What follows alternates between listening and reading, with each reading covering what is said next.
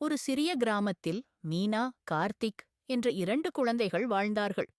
ஒருநாள் மழை பெய்து முடிந்ததும் அவர்கள் வெளியில் வந்து விளையாடினார்கள். அந்த நேரத்தில் வானத்தில் ஒரு அழகான வானவில் தோன்றியது. மீனா, கார்த்திக் இருவரும் ஆச்சரியத்தோடு வானவிலை பார்த்தனர். திடீரென வானவில் மெதுவாக கீழே இறங்கி பாலம் போல நிலத்தைத் தொட்டது.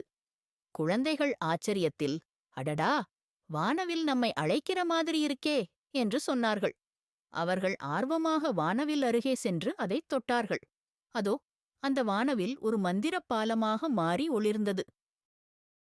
மீனாவும் கார்த்திக்கும் பயம் இல்லாமல் அதில் நடந்து சென்றார்கள்.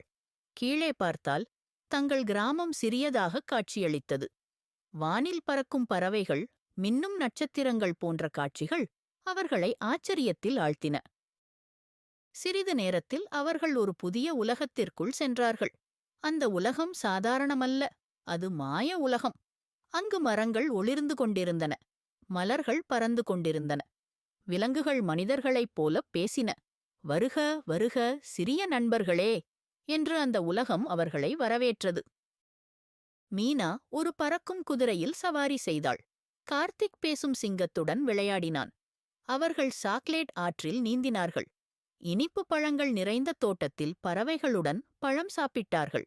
மேலும் வானில் நட்சத்திரங்கள் மழை போல விழ அவர்கள் மகிழ்ச்சியில் குதூகலித்தனர். இப்படி மகிழ்ச்சியில் இருந்தபோது திடீரென சூரியன் மறையத் தொடங்கியது. வானவில் பாலம் மெல்ல மங்கத் தொடங்கியது. மீனா சொன்னாள், கார்த்திக், விரைவாகப் போவோம், இல்லையெனில் நம்மை வீட்டில் தேடுவார்கள். அவர்கள் விரைவாக ஓடி பாலத்தில் மீண்டும் ஏறினர். விலங்குகள் கைகாட்டி விடைபெற்றன. மீனாவும் கார்த்திக்கும் மனதில் சோகமாய் இருந்தாலும் அவர்கள் வானவில் வழியாக திரும்பி தங்கள் கிராமத்தில் இறங்கினார்கள். அவர்கள் வீடு வந்தவுடனே வானவில் மறைந்துவிட்டது. ஆனால் அவர்களின் மனதில் என்றும் மறக்க முடியாத நினைவுகள் மட்டும் இருந்தன. வானவில் பாலம் அவர்களின் வாழ்வில் ஒருபோதும் மறக்க முடியாத மகிழ்ச்சியை தந்தது.